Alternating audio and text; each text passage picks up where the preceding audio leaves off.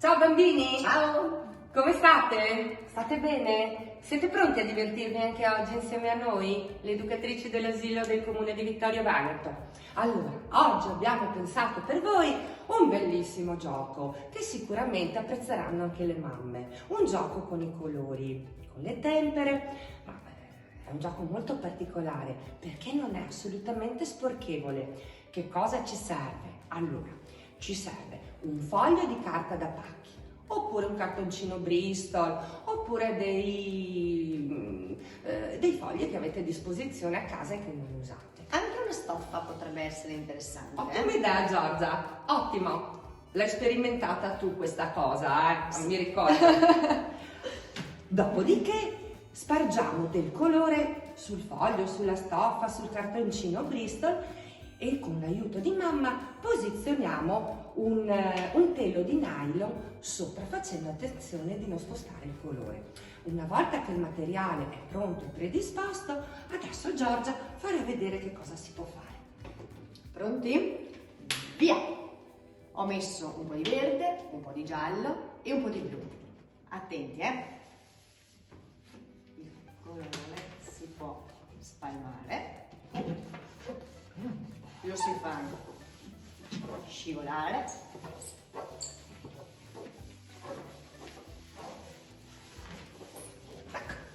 Con l'aiuto di noi si batte e il colore La musica. schizza.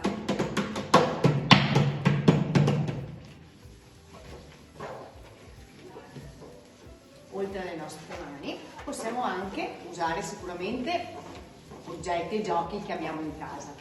Possiamo prendere le macchinette e fare correre. Può diventare anche una pista per le macchinette dopo alla fine questo già. bel disegno che avete fatto. Ah, bella questa. E chiaramente chi più fantasia ha, più trova strumenti per lasciare le nostre tracce, le impronte.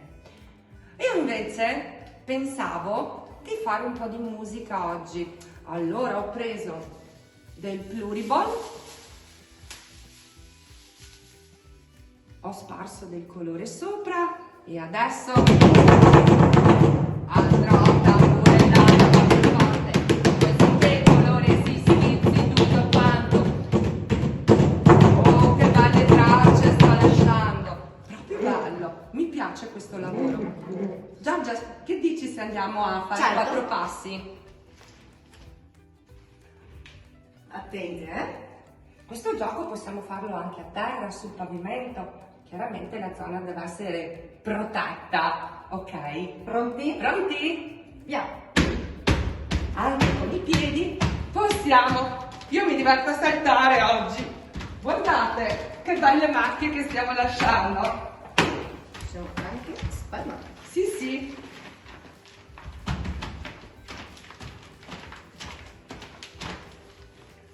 Ecco, per oggi è tutto. Alla prossima. Ciao a tutti, ciao bimbi, ciao mamma e ciao papà, ciao a tutti. Mi raccomando, divertitevi sempre con noi.